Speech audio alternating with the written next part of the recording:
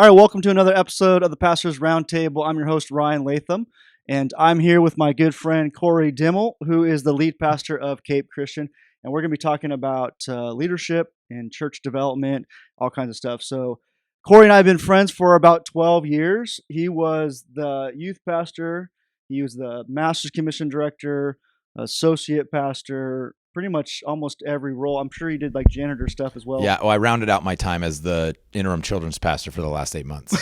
For real. That's how I ended my time at Bellevue. Okay. So you were at Bellevue for how many years? 15 and a half years. I came for an internship for 1 year, which led to staff position the next year, and 15 and a half years later, I'm still there. Wow. Okay. And then you have moved to Florida, where you're the lead pastor now, and how long have you been here? So I accepted the position about almost exactly 2 years ago this time. So there was about 3 months where I would fly back and forth, do some training and preaching, and then go back kind of in the transition, and then full-time moved here in January. So I've been here about a year and 9 months. And we just met with all your a bunch of your volunteers today, met with your staff yesterday, and just incredible growth. I know you don't want to talk about numbers, you don't want to talk about all of that stuff, so just don't talk about the bigger number, but just the growth over the last couple years. Even before you got here, the church was just growing immensely, and you've just kind of put gas on that. And so just what are we walking into in terms of numbers, growth, all that No, it's good. About 3.5 years ago or so, the church was kind of in a tough spot. There were some things that had happened and project that finished, and people were just tired. And so there was kind of a decline. They brought in the guy before me, and he really helped people understand this was a church, change some things, leverage the park, which we'll talk about in a minute. Really saw some growth, and then coming in. So we all pretty much doubled it in the 2 years he was there.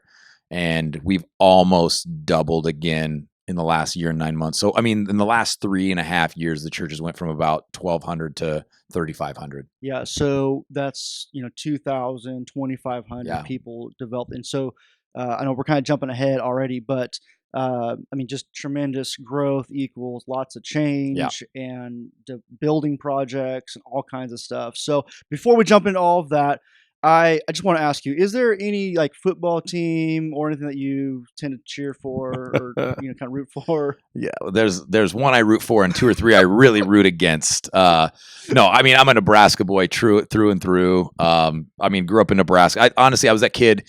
It was simple times. It was the 80s. My parents had just gotten saved. So it was like we were either at church or talking about Nebraska football. So, bro, like I can talk about the Bible in church or I can talk about Nebraska football, which led to college football. So, I mean, it's go Big Red, like I love Nebraska and I probably hate some teams that we didn't like throughout the years. But you're from Oklahoma. We don't hate the Sooners. We miss that rivalry. There's some other foes. Colorado, Texas, which today's the Red River rivalry. The recording is OU Texas, and I know they can't do it in Oklahoma, but I'll do it right here. Down horns. This is for all you players that your athletic director is like, hey, don't do it. We got you. Your Husker brothers got you. Yeah. For those of you guys listening, he did just give the down horns. Yeah, so. Absolutely. Yeah. And I've taken you to experience the cathedral of Memorial Stadium. So let's talk about this. Yeah. Because this is like an iconic moment in our relationship. And the history of 126 years of Nebraska football. So let's talk about arguably one of, if not the greatest moment of Nebraska football history. Let's talk about that. One of the greatest moments in Memorial Stadium, because we did win 5 national championships. Those are pretty good moments. I'll give you. So I think it was 2013 we figured out. I think so. You were out speaking, doing some stuff, leadership with my youth group, and I'm not going to bring my boy out who loves college football. Yep. Trojan fan, cool, good on you. And I got to take you to share, like, what's the thing we're the most proud of? Nebraska football. So we went to this game, great experience, tailgated. My brother wouldn't let you in the stadium without a sweatshirt, so we bought you gear. Which, by the way, is like the most comfortable hoodie I've ever had in my life. Yeah, that was a nice one. So you're wearing the Rock and the Husker gear. We play Northwestern, who we just joined the Big Ten a couple years before. Northwestern's always like that pesky team that's there. So we're down, I think, 4 or something like that. So we have one play to go, and our starting quarterback's hurt. So we got the backup in. We throw this Hail Mary, 60 yards, gets tipped in the air. Jordan Westerkamp catches it. Hail Mary, we win the game. The place literally goes bananas. We're freaking out, going crazy. And I think just, if I remember right, just as a college football fan, you're like totally in the moment. Well, you have to. You're like, I just witnessed a like live Hail Mary. Now, of course, I did not understand the historical significance, but I mean, I do understand. The first and only time in the history of our program over 125 years that we won the game on the last play with a Hail Mary. Yeah. Like, so it's like, it literally is historic. Yeah. And how often does that Hail Mary work? Not very often. Not very often. So it worked that day. And you were there. So like, we're tied. You're etched into history. We have Jesus and Nebraska football together. Like we're boys for life. Yeah, I think so. So I think every time Cory introduces me to somebody, that is what. And I often wear the Nebraska jersey in the gym or somewhere, and people like come out thinking that I'm this huge fan, and I always disappoint them as, okay, here's the story. Right. So it's a great story. It is a great story. It is a great story. It would be one thing too if I was like, oh, I brought you to a game. I wouldn't introduce you like, oh, I took him to a game one time. Yeah. But I'm like, this is the guy who was at the Hail Mary game, and they're all like, no way, you were there. Like you're one of us now. Yeah, everybody knows. Okay, so let's talk about that. So you grew up in Nebraska. Yep. And you intern at one church. Yep. And then they bring you on staff. Yep. And what you said, 15 years later? 15 and a half years. So I came to do an internship at Bellevue Christian Center, left college, but knew I was called to ministry, and worked as an intern, not really knowing. And it was really, to be honest, the story's pretty crazy because I was about to finish my senior year of college, and God kind of gave me this opportunity. With an education degree. Yeah, I was going to be teaching and coaching. I already had my coaching endorsement. I was coaching and I already had potential teaching gigs lined up about a year from graduating college, and ran into a guy in the summer that I'd known. And the really short version is God kind of had this drop your nets and follow me. And so I left college my senior year with pretty killer resume, pretty good opportunities, was doing really well in school, to go be an intern at a church that I'd never been to. And I didn't know anybody other than the youth pastor who was just somebody I felt fortunate to sit under and learn from. And it was, in hindsight, exactly who I needed to be under. So I went there for 1 year thinking I might get married. I was dating a girl at the time. I might come back to college. It was going to be a kind of a one and done deal. So that leads me into longevity. Yeah. Right. Longevity is kind of a buzzword these days. Oh, right? Big time. I mean, it probably has been for a long time, but I think that everybody, at least that I talk to, talks about longevity. Yep. And I think that the goal, there's very few people that I know that say, well, I think I'm going to go there for 2 or 3 years. Right. Pretty much everyone I talk to is like, man, my goal is to be there long term. This is going to be our last gig. We want to retire here. Yeah. Right. Yeah. So let's talk about longevity because you have experienced it. You did it. Yep. And I mean, you won't talk about it, so I'll talk about it for you. But Cory was given lots of opportunities, lots more glamorous, whatever. And you continually, time after time, turn those down and say, no, I'm committed here. This is where I'm at.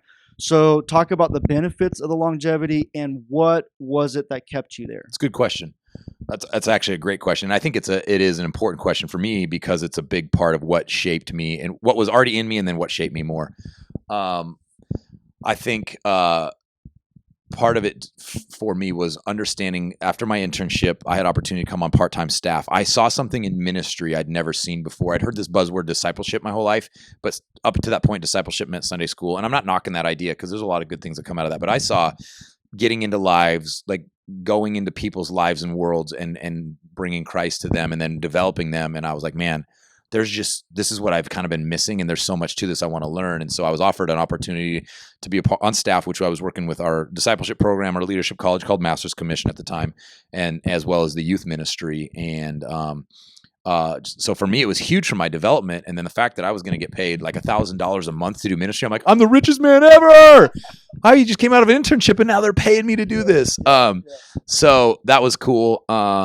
And we were doing school assemblies at the time. So I was trained as a communicator at public schools, which I think is important because with all my defects and my issues still, like you can't suck at public schools. Like at church, they clap and they say, God bless your heart. And you still get an honorarium. At a school, they'll just stop listening, boo you, throw stuff at you. And so I'm so glad I got that under a guy who was probably as good of a youth communicator as there is in the country, who really shaped us, but also learned that it wasn't just about communicating, but it was a lot of off the stage. It was setting us up with great follow-up and conversations with these kids off. So we got to do that.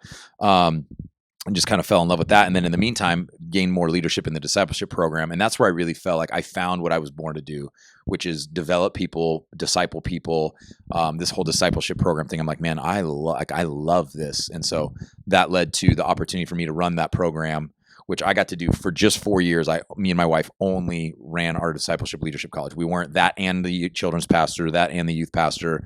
And I just learned a ton about leadership. And then, so after 4 years of doing that, then I became the youth pastor where I was still running the leadership college. But at that point I had interns and staff who had been with me. And so I had learned just enough, I'm about 30 at this time. And so I've learned to train, develop, and send out. And so I knew it didn't have to be me, but I was just empowering guys and gals I had poured into, my wife had poured into. So, so for me, I'd always seen my dad owned a business, but was also in ministry. And I've seen the hop around. I want to get back to your question. And that just never appealed to me. There's a million reasons why that happens. And sometimes, often it's beyond circumstances beyond your control. But I just kind of always had this even kind of prayer of God, I want to be able to establish some roots and get some things done. And I get some things accomplished. I believe in as much as you can control, really kind of starting what you finish. One of the principles that I was taught in Young in Leadership was the grass is the greenest where you water it. We both were taught that. Same. We were from the same pipeline, And so for me, it was I didn't get too much with the glitz and glamour. I didn't.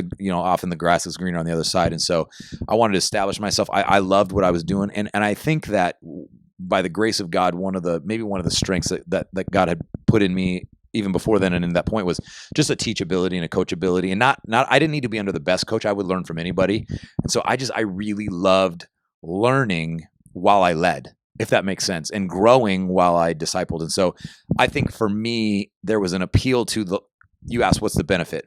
The longer I got to do some things in the same community, the more credibility and trust I earned in my church, but I also earned it in my community. Yep. The year I handed the youth ministry off to my assistant, who was in my master's commission, awesome dude. He's awesome. Richard, Richard. The principal of the school across the street had him and I ask us into his office and said, the test scores are down. There's tons of pressure to parents. What do I do? Wow. He just kind of vented to us. The principal, why? Because we had been eating lunch at that school for 10 or 12 years and we didn't push the religious agenda. We played by their rules. Yeah. They knew what we were there for, but there were other religious groups and churches that had come in and kind of invited and we would pull out, but they just, we would work concession stands. They had kids that were in trouble or on drugs that would come into our youth group, get saved. Yeah. Not that we were the answer, but I wish more people in ministry, Ryan, really understood the opportunities that are afforded if you'll pay your dues and establish some credibility. Trust is not built overnight. Yeah. So we got to do that, which even that led to my time as an associate, kind of an executive ministry development pastor.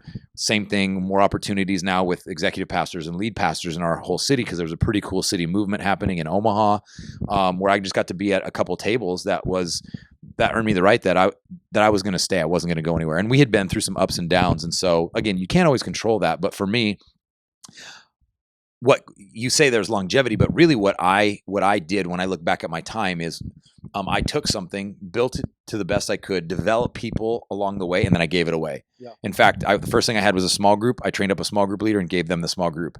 Then I was entrusted to a discipleship program, and I had that for 4 or 5 years, and I gave that away to 2 guys that came underneath me. And then I was given a youth group, trained up some guys. The guy who took over after me was my assistant youth pastor. Yep. And then even in my time as an executive pastor or ministry development, I was helping other leaders develop leaders and ministries, and ended up finishing my stint because our kids director got an awesome opportunity to teach at a school. I stepped in, but this church needed me here before I came. My church was ready to release me, but to be honest, I said I can't leave until there's some things settled. And so I think part of it for me was just faithfulness. If I could boil it down to a word, is we've heard it said that faithfulness is the currency of heaven, but we're going to get to heaven and Jesus isn't going to say, well done, good and talented servant, well done, good, and you got a lot of opportunities under your belt, servant, but just faithful. And again, sometimes faithful does look like 2.5 years because there's situations beyond your control. Absolutely. But sometimes faithfulness is, I just wanted to be faithful with whatever I was given, whether it was video announcements as an intern, a youth ministry that was growing, or leadership of leaders as a church with small groups. And I felt like part of what let me be there for 15 years is I didn't do the same thing for 15 years. I had 5 or 6 positions where I was able to continue to push my ceiling up and then entrust somebody else that I developed. And if that requires a kingdom perspective with, I believe, some also emotional health and security, where I didn't need to be needed. In my early 20s, probably around close to when we met, I needed to be needed. I needed to be the guy. Well, the true story, without me getting into it, is the Holy Spirit took me to the woodshed.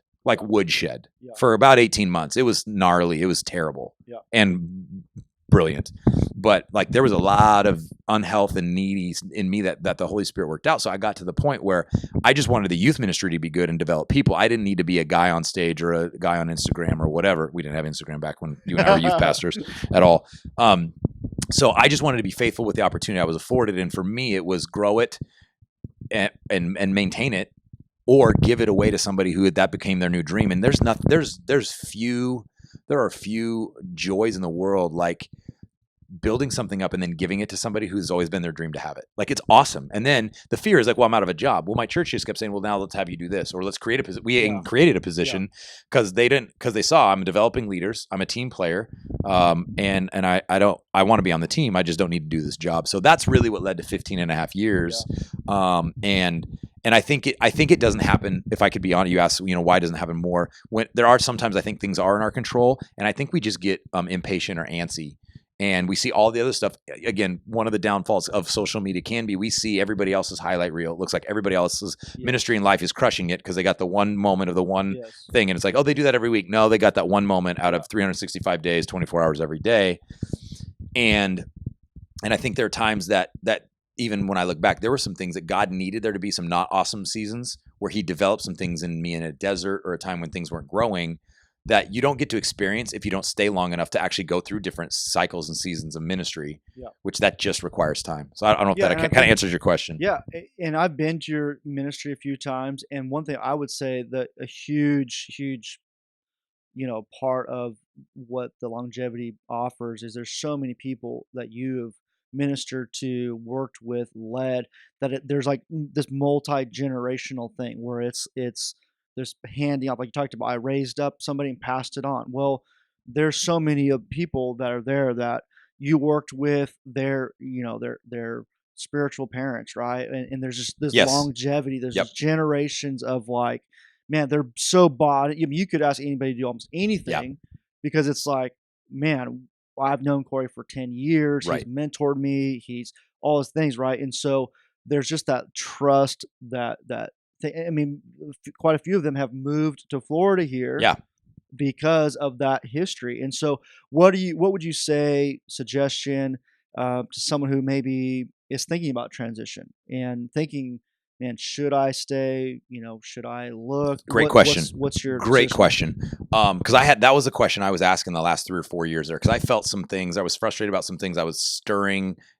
God works when all of us are different. I think if you're thinking about transition, a couple things is first, be really honest with yourself about why do I want to transition.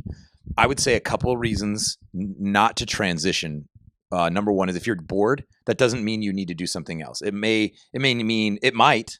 But it also might just be a different seat on the bus, or going to your boss or your pastor or your direct report and going, hey, I'm feeling a little bit under challenge. I feel like I've grown into something. Is there a weight around that organization that I can carry that you guys haven't entrusted me with? The answer is almost always yes. I would, as a lead pastor, I would freak out if my staff started coming in and asking me that question. And especially if they had earned the trust. The worst reason ever to leave is if you're frustrated.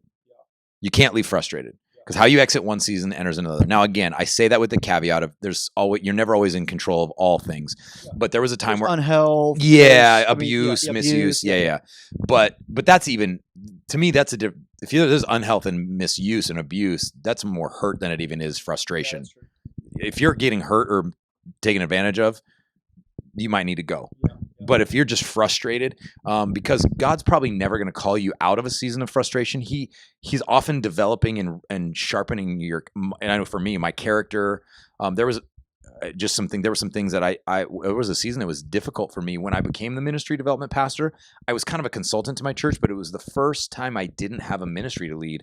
And I wasn't lost, but it was a different challenge, leading from the middle and those types of things. And so, but I had a couple guys say the same thing. You can't leave frustrated. Allow God to finish the work that he's doing, or at least get to the point where there's some sort of perspective I lacked, or you often lack, where you see what God's doing and he can release you. I think if you're looking to transition, why do I want to transition? What is it that is appealing? Is it just the grass is greener, or is it, because it can be the birth of something else that God is stirring in you. Here's what, again, and we're old enough. We've coached a lot of guys. We've mentored a lot of guys, and we're not old, but we're not young. Almost nobody stays somewhere too long.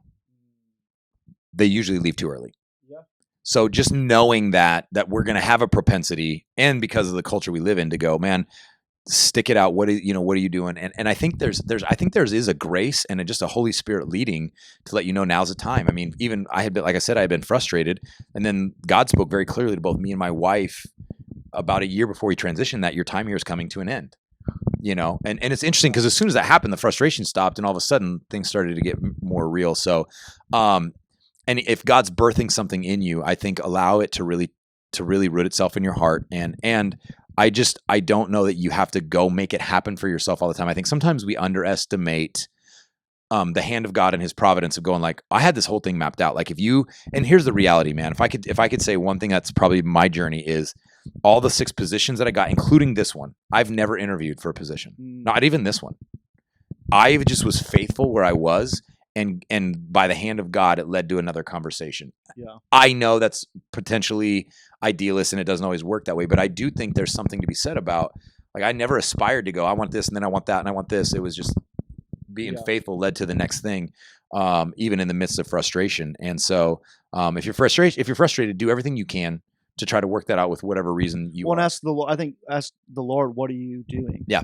Right. What are you doing in me? You talked about, hey, there was a season where you were just going through the ringer, but if you had just given up and transitioned, then you would have missed what God had wanted you to do in that season, right? 100%. Yeah. And again, I didn't love it at the time, but hindsight, there were some very specific things that God was developing in my character and learning as a leadership and even a leader of leaders, even in the boardroom and in the staff room, that have become invaluable now in this lead pastor chair. Because I didn't aspire to be a lead pastor. So I was never like, oh, I'm training to be a lead pastor. Steps? I was just being faithful where I was and didn't know what was next. But what I didn't know that God did is you're going to need these skills. I'm able to lead a staff meeting on such another level because of some frustration I endured and some things I didn't do well when I was a staff pastor that I had my associate, my mentor would call me out on.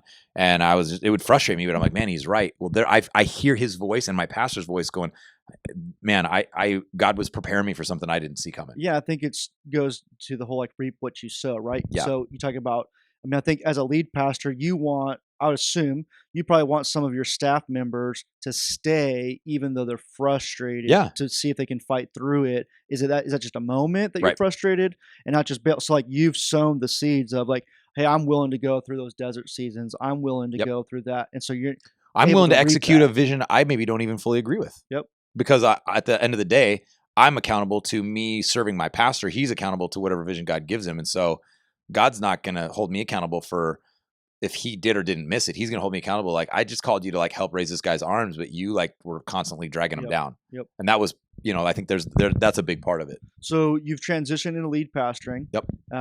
What are some things that have surprised you about being lead pastor?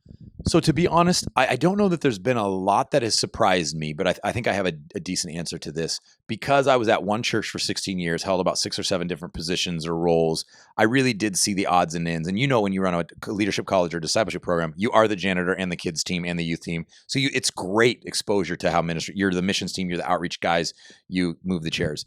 So I don't know that there was anything that was surprising. And I'm going to quote what my pastor said to me is he was in a similar situation. He came up under Sam and Jeannie. Mm-hmm. So I got to kind of fall into that lineage in Bellevue, Jeannie, when they were in Nebraska before they went to Rockford. And he said when the church chose him, he said there wasn't much he hadn't done. He had led worship, been the junior high pastor, all that. He said, so there wasn't a lot of practical surprises. He said, but nothing could have prepared me for the spiritual, psychological, and mental weight that I was going to carry. And he said that to me when he knew I was taking this position. He said, I don't know there's much you haven't experienced. There's always going to be a few things. He said, but I don't know. He goes, there's just a weight you carry in this seat that I can't even explain to you and I can't prepare you for until you're in the chair. And we had coffee 5 months later, I'm back and I'm like, you were right. And I think even when he was saying it, I'm like, I think I get that. I just don't know what you mean.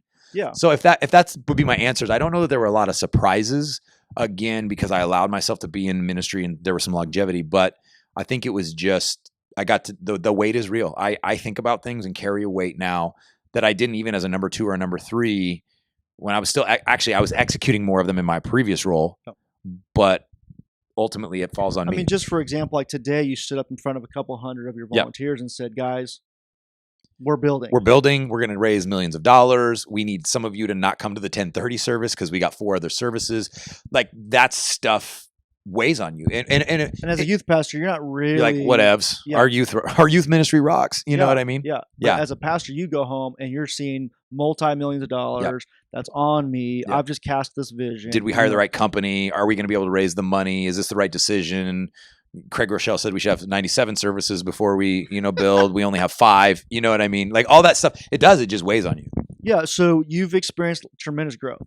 Yeah. Like by the grace and hand of God, man. Yeah. Tremendous growth. So what are some things that you've done leading your staff, good, bad, ugly? What are some of the staff development things that you've done leading them through change? So thank you for asking. And I would say this, I'm just very aware that I came from a really good leadership DNA. So I don't know that I'm anything special or I have some skills and gifts that others don't. I do think I'm a sponge, maybe more than some. And I just absorbed for 15 and a half years, and I came under great leadership, high character, high level. And then here's the other thing. I joke with people. I said, I'm just crazy enough to believe the smartest people. Peter Drucker, Jim Collins, Patrick Lencioni, Craig Rochelle, Andy Stanley, Carey Nieuwhof. I'm just crazy enough to believe that they know what they're saying. And so I actually implement it. So leading through change, probably my favorite leadership quote of all time, and one I probably hang my hat on is that when I think it was Peter Drucker that said, "Culture eats strategy for breakfast," and that's just my MO for leadership is culture and development, and I really believe that. I've seen churches and businesses focus on strategy, and it still stinks because it's the difference between Chick-fil-A and Burger King. Both have the same strategy. They have very different cultures. The strategy is fast food, affordable, but the culture at Chick-fil-A and the type of person that works at Chick-fil-A is very different than the culture and the type of person that works at Burger King.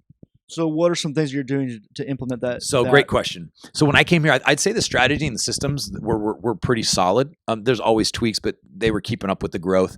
I don't know that culture had been a focus. And so, dude, I went all in on culture. All in. So in fact, we had for the first year, every single week, I had my team come in and I would do 25 to 40 minutes of leadership teaching, culture, discipleship every single week with my team because they had to have my heart. There were just there was some toxicity in some areas. There was some lack of trust in some areas and rightfully so for some of those things. But I mean, I just went all in on culture and man, it was fun because I've always been convinced this is what to do, but I've never been in the position to do it. So I'm like, okay, I'm going to ride or die with this. This is either Israel, like these guys are right or they're not.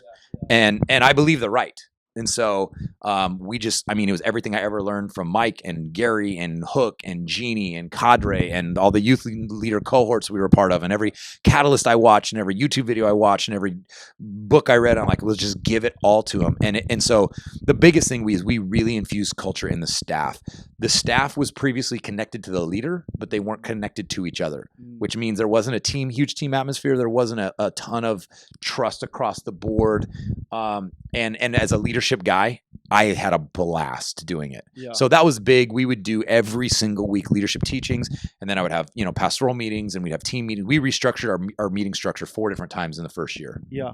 Yeah. Also talk about you guys, you came in, you really wanted to add a spiritual component to the staff development. So talk about staff development. Yeah. So actually the first decision I ever made and implemented even before I was here is one of the things that I took away from being at Bellevue for 15 and a half years is every morning when we would come in, one of the few kind of practical expectations is that we would go into the worship center, the sanctuary, the worship would be playing, and it was just time with you and God. Time with God was a non-negotiable. In ministry, it's easy to talk about God a lot and become his employees and servants, but not his kids. And so pastor would just say 8:30 to 9:30. He would regularly remind us, hey, I know there's emails, there's meetings. I'm asking you to block that out. Nothing's more important than your relationship with God. Nothing's more important than your personal relationship with God. Nothing is more important than your personal relationship with God. And I'm going to guess that there's going to be some leaders that watch this week or whenever you watch this, that the Holy Spirit's going to use this podcast just for that nothing is more important than your personal relationship with God. And so we'd have prayer time. And so for 15 and a half years, I prayed for an hour every day. Now, again, he wasn't religious, about it where I was like, hey, something came up or you were sick or this guy could only meet for breakfast, whatever. But I just took that with me and I got so much out of that. And so I implemented that here. And now for us, we do a half hour. And so we call it First 30. We have a lot of part-time staff. So my expectation, I said, is I want your first 30 minutes prayer, devotion. We're gonna create an atmosphere. It's not corporate worship. We're just gonna create an atmosphere, but you can journal, you can read, you can do devotional. But I want you spending time with God.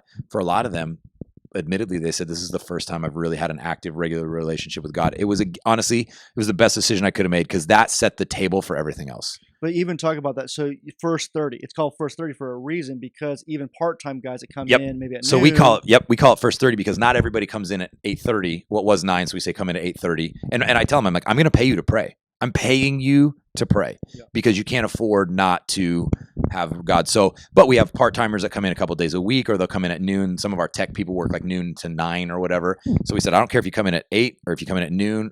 I want your first 30. I want us to get in the regular. It's a daily tithe of our time with God. I want us to be in the regular, just the regular habit of spending time with God. I want it to be a discipline. And there's argument like, well, they should do that on their own, or shouldn't they be strong enough? Like, yeah, I wish we were. Most of us aren't. So, and we can't afford not to. And I really believe, honestly, man, and you know this because you've had the same thing. I really believe that has led to a lot of the culture health we've had, the onboarding, some of the leadership stuff we've done, some of the growth, and just when you have a staff that we spend time with God every morning, and sometimes it's personal, sometimes we're praying for families in the church, sometimes we're praying for each other. I believe that God can honor and bless that. I really, really do. And so they come in, and that's been, I think that's just been one of the best things we've done. And I've introduced some of my other friends who are pastors. I've introduced it to them, and some of them are like, oh, we should do that. Some have done it. Some are like, that sounds awesome. How do you go to that? And for me, it's a non-negotiable. And I don't know that it would have been non-negotiable had I not been in that environment for 15, 16 years, where I was like, because there were days we came in and we half fell asleep or weren't into it, read a verse, checked Facebook. Absolutely. Like, we did not like execute that awesome. But when you do that long term over 15 years, like, that's like probably kind of close to the mountaintop experience of 40 days on the mountain with God. And it's like, can't afford not to. And that's just what I want. I want our team to understand we can't afford not to do this. And it helped me from the beginning. It helped me to communicate to my team. And this is so important if you're in an executive leadership role, I think, that I care more about you and who you are in your soul than what you produce for me. Yep. Because most people have a performance mentality anyway with God, and that's only emphasized by leadership or authorities. And so I wanted them to know, like, your relationship with God is actually more important to me than what you produce. Of course, I'm paying you to do a job, but like, I care about your soul. I care about your relationship with God, and I'm willing to invest into that because you matter. It matters. And I think that has paid a lot of dividends on a lot of levels. Yeah. So that's not the only thing that you've restructured. Yeah. When you came here, you guys had Thursday night service. You guys had Friday night. Friday night services. Yep. But you guys have restructured some of that. So talk about some of the restructuring of your service times, which then has also trickled into restructuring days at work. Yep. And then we can talk about why with the park and all that. Yeah. So when I got here, we had 4 services. Our worship center, the short version is, we'll talk about more in a minute. About 5 years ago, the church probably could have used to expand, but the church decided, rather than build a worship center for us, what if we put a park with a cafe and a splash pad on our campus and gave it to the city? It probably makes us one of the most unique places I've been. I've never seen anything like it. I don't know that you have either. And so we built a park on our campus, gave it to the city. But we pay for everything. And so that has just led to more people coming to the park, which is, it oozes our welcoming, inviting, everybody's welcome. We want you here atmosphere. Yeah, when we're recording right now, it's a Saturday, and right outside, there's probably 150 people out there. Yeah, and they're and the gazebos are all rented out. Yeah, the gazebos. What did you say? Rented out to next birthday parties, quinceañera. Yeah, our last meeting, we already have them rented out into July and August of next year, and it's October. For birthday parties. And so that was awesome. A great decision, they made. And so that again necessitated that brought in growth. So now here we are 5 years later, and it did what you would hope a park does in a community that's more for retirees. So there's not a ton for families and young kids. So it's the only splash pad in the city. And we're almost 200,000 now. So we have people on our campus all the time, every day, cafes open every day. So that did what you would want it to do, which is grow a church. So by the time I get here, there's 4 services. There's 3 on Sunday, 1 on Friday night. We just experienced growth. We had to make a change. Easter was coming, so we used Easter as a catalyst. We had to move our Friday night service to our Saturday because we knew we had to add a service. And we've changed service times twice as well to make that work.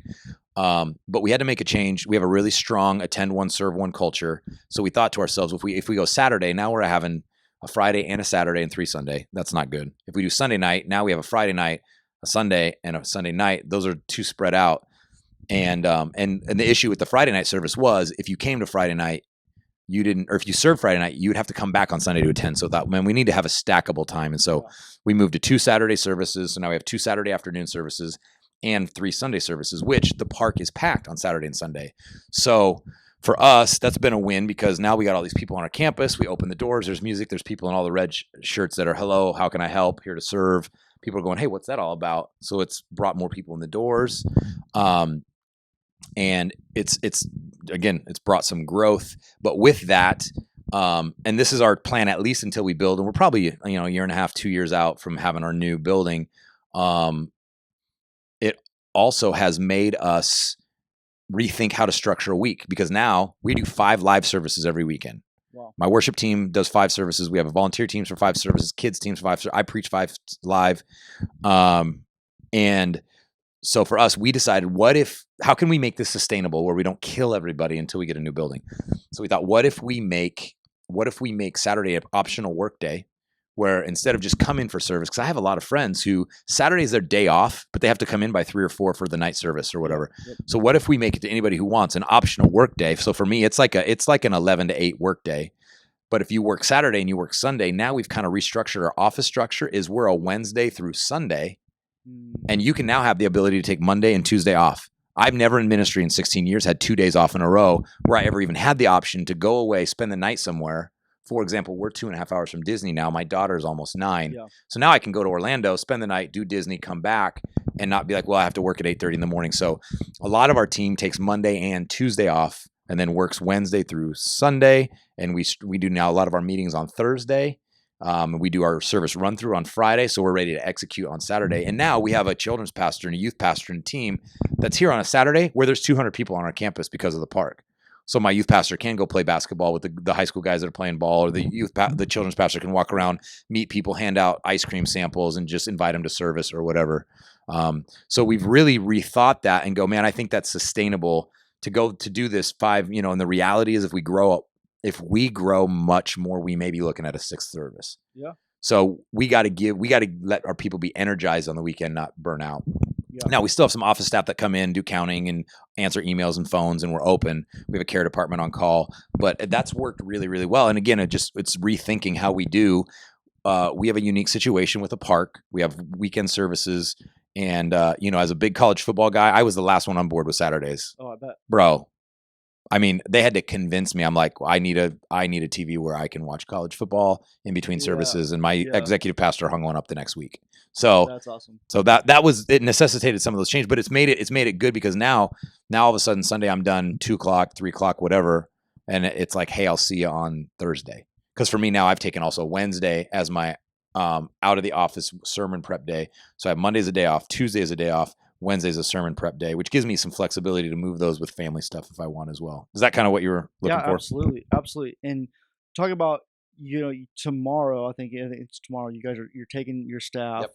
And you guys are going away for a couple of days. An offsite. So again, one of the first things I did when I got here is I just felt like we needed real clarity. Again, I've just listened to everything that Andy Stanley and Patrick Lencioni and all those guys said is we needed clarity. We need to declare who we are and how do we make decisions. And so we spent 4 offsite days with the executive team. I created an executive team, and we just went through Patrick Lencioni's book, The Advantage. We literally went through it. We didn't change it. We didn't hybrid it like I've seen other people do. There's a reason Patrick makes the money he makes and consults the business. Like, it works. So we're like, this is the leadership Bible. We're going to stick to it. So we made our playbook. We carved out the who does what's important now. We carved out our team code. We did the work. And so that has been huge for us, because now we have 10 things that are our team code and we have 12 things that are our church code, and everybody knows them, and it's how we make decisions, and it lets you know if this is your kind of church or the kind of team you want to be on. And it just brings so much clarity, and it gives us such great parameters to make decisions. So we did that. And then what we decided is 3 to 4 times a year, we need to make that a regular occurrence where we have an executive offsite once a quarter or so, where we revisit 2 of the questions in the book. It's kind of about 6 questions. 2 are like, okay, what's important now and who's going to do what? So we revisit those 2 questions, and we always go back to the one before to go, all the things that were important 3 to 4 months ago, did we do them all? Yeah. And that's been super cool for our team to go, look what was important 4 months ago. We just did all these things. We hired a children's pastor. We hired 2 more support staff. We moved our services. We've advertised this, whatever. So this tomorrow, actually, after service. So we're doing that, and we're taking it, kind of blowing it up, because I have 2 new pastors to our team. that we were able to hire with just to necessitate the growth. So we've got 2 new pastors on the team within the last 2 months. So we're going to Orlando for 2.5 days. I budget money to take care of my team. So we brought you in this week to pour into my team, to pour into my leaders this weekend, do service. And then we're going to go to Orlando and all the pastors and their spouses. This is our opportunity to really get to know each other because I think relationship is so important. So we're going to go have dinner at Hard Rock Cafe. Monday, we're going to spend all day at Disney together, and we're paying for everybody to go. We're just going to have fun. And then Tuesday, we're going to have an all-day offsite talking about building funds, capital campaigns, future vision, what's important now, who's going to do what. But we're going to do that on the back end of we just totally crushed the Millennium Falcon Star Wars ride and, went on this roller coaster 9 times and had a great time laughing. And so we're paying for hotel rooms, we're paying for the Disney, and it's a big chunk of money, but I would say at the pace we're moving and how spread out everything is on our campus and our departments, we can't afford not to be together a few key strategic times a year. And that was one of the biggest budget changes I made is we moved a bunch of money into development to bring guys in and to take care of our team. Because again, I don't want to kill people where they're like, I got the work done, but I hate everybody and I never want to do this again. So we have to be, I'm big on emotional health, sustainability, Peter Scazzaro, all that. So again, dude, I'm just trying to apply the best of my ability what the smartest people are saying. Sermon prep. What does sermon prep look like? Everyone's doing it. Right. Sunday's always here. Everybody wants to know. What's sermon prep look like for you? It's one of my favorite things about what we do because we have adopted what we call, I think we might have got this from Bayside in California or because a couple of my staff members were there. It's a hybrid of what we've seen, but we call it the cupcake method, where every message that hits the weekend has gotten the best input from our communicators and the best input from our creatives without requiring a ton of time. So we call it the cupcake method, where there's an ingredient meeting, a time of ingredients, then there's baking, and then there's frosting.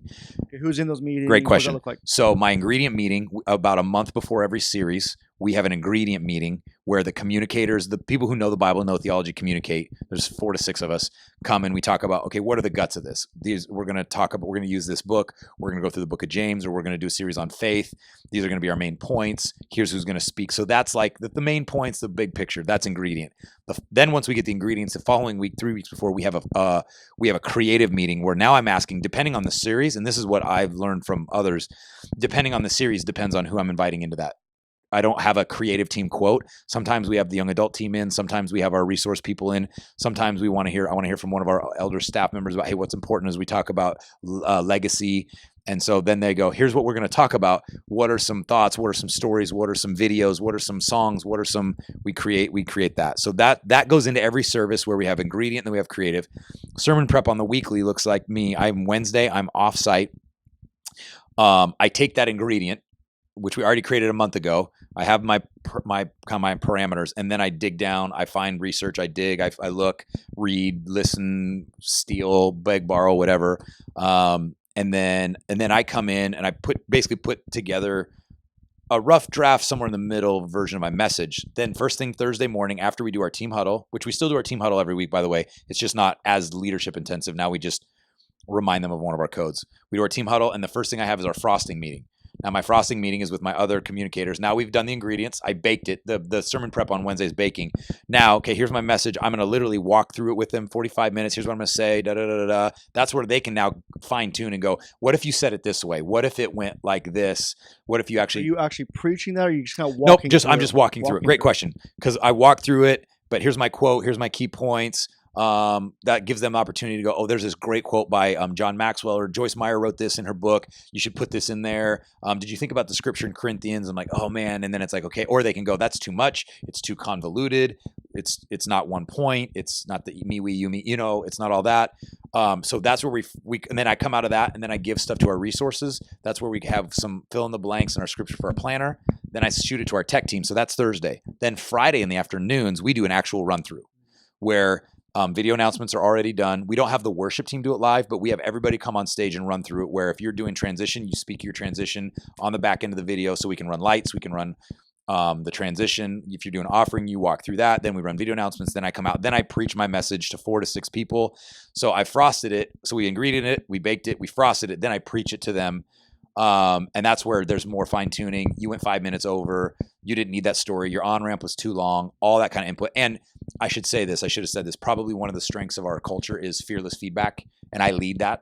I let them chop my stuff up. As the boss, I put my hat on the table and go, I'm not a guy who can fire you today. I'm a guy who's preaching it. And my philosophy is we owe it to our people for it to be the best. And if I'm doing something that's not making it that way and somebody has input that can, if I'm a good leader and I'm healthy and I'm secure, I want that input. And so they can chop it up, they can say things, and then we run through it. And then we make any tweaks on the tech team. I'll preach with the screens and all that kind of stuff, because we don't want that. The temptation is when you have multiple services is that first one to go, yeah, we'll get it right on the first one, or it to be the run through or no filter Friday or the no filter 4:00 or whatever. And for us, we put ourselves in the shoes of somebody coming. Somebody's going to come to our 4:00 service on Saturday who's never been to church, and we owe it to them for it to be just as awesome as it will be at 10:30 on Sunday. Yeah. So we put a ton of time into our weekend prep, but different people give different input along the way, so it's not saturating anybody. And we say our three things are weekend experience, community involvement, engagement, and small groups. So it's expected that a lot of resources go into the weekend experience, kids and adults. So that's kind of our process, and it's working really well for us, and we really have a lot of fun with it. And again, we always say that none of us are as smart as all of us, and so it's major collaborative. And I think it's made everybody better because as the lead pastor, because you and I both know communication is personal. Yeah. Like it's like you talk about my message, you may as well be talking about my kids or my wife. Yeah. But for me to invite that, I think, and go, hey, say what you want, chop it up. I want your input, and they to realize they can. That's kind of trickled through the organization. So they're doing that in their communication and in their leadership. And so we've just gotten better because of that. Yeah. So you mentioned are you following that template, or is it kind of a guideline? It's a little bit of a guideline. To be honest, I take a little bit more. I'm more of a teacher. I definitely I use it. Kerry Newhoff has some great stuff. His 10 things, and so like what's your opening line. So we've kind of taken some things that are us. What's our opening line? What's going to be your close? How does this connect to them? My style in teaching is I often I'll look at a text and I'll say, okay, what does it say? Content, context, application.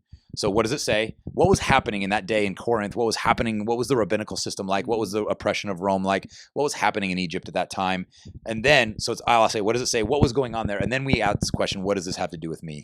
And then again, with all the collaboration, I have a highly creative team, dude. We have a ton of fun. Fun is one of our core values. And we do so many creative things. Like we've built boxing rings. I came out as Rocky. I've come down from the ceiling in our Mission Impossible series. I mean, Spider-Man and I just showed you the video where Spider-Man and Captain America brought my table and chair out for our Avengers thing. Like we just try to, one of the core things that we try to do is we want to always have this, you never know what's going to happen next. And we've been able to maintain that where people are they're always kind of leaning forward in their seat going, whether it's a joke or a video or somebody coming out of somewhere, are people now they just know that you have no idea what to expect. And I think that's a great communication thing that kind of always have people on their toes. Oh, for sure. So you're a man of slogans and one-liners, things like that. So if you were to buy a billboard with a slogan to the world, what do you think that your slogan billboard would be up there? Personally? Leadership? Sure. Anything? I mean, they're asking me to pick one. Can I have like 10 billboards? You can. Okay. Because that's like me asking you, like, which one's your favorite child? Yeah, exactly. You know what I mean? Yeah. Not that a leadership slogan has as much value as a human being. I think one of them, I'll give you a couple. First, these are all super simple, but I think one would be, it's actually put it on a shirt because of one of the sermons we did, but I would just be, dude, be kind. Just be kind to people. Like you've known me for 12 years. The language I use is add value everywhere. My life's mission, whether I'm a lead pastor, a CEO, a coach, a teacher, is I want to add value to everybody I ever encounter, even if it's just once. So I would say, like the world would be a better place if we all would just take a minute to notice and add value. I think again, leadership, if there was a leadership billboard that I could, it's that culture. I would quote Peter Drucker, culture eats strategy, culture matters, culture eats strategy for breakfast. Do the right thing is a big, just do the right thing. Go big red. Go big red. I'll go big red. I mean, I'd be wearing the shirt while I was holding the slogan. And I think another one, and one of the things that I think our people in our church love because it's reflective on our staff is have fun. We might have one of the funnest churches in America. Yeah. And I would be so cool with that. Like, I'm probably never going to teach like Keller or Ortberg. I read their stuff. They're awesome. I may not ever have the biceps of Craig Rochelle, the teaching team of Andy Stanley, the podcast acumen of Carey Nieuwhof. But I just think so many people grew up most of their life that church was something that was endured, and I think it could be enjoyed without watering down the gospel or watering down the message. I mean, I teach pretty deep stuff. You know me. I can throw it down with some history and culture, but I think it's in a really relevant way. And again, I went to college to be a teacher. I've always had a teaching gift, so I think that God leverages that. So the billboard question is so hard for me because I could never pick one. Yeah. Last question. So spiritual renewal, physical renewal, mental renewal, what brings renewal to you? Great question. 2 or 3 things. Time with my family really energizes me. I really love, we only have one daughter, Madison. She's almost 9.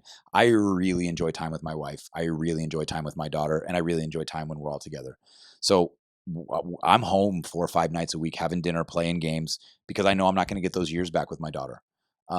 It may not always be that way, but it's important to me that we sit down and have a meal, often that I cook, and that my phone's not on, and we play Mixtape or Spot It or Sorry or Nintendo Switch Mario Kart or whatever. That really energizes me. It lets me detach my brain from ministry. Actually, cooking, part of the reason I cook is my dad had a restaurant. I enjoy cooking, and it lets me create something that's not mentally taxing like an organization. So I enjoy cooking. I love to travel. I'm an extrovert, so I love to meet new people. But honestly, man, what I've found in this season of my life, probably the most energizing, refreshing thing is playing golf with people I enjoy being with. When I'm golfing, it's one of my fun. It's one of the things I enjoy the most. As you know, I played many sports growing up, but I really enjoy golf, especially if it's like if you and I were to go golf, or me and my youth pastor who we're close, and he's a golfer.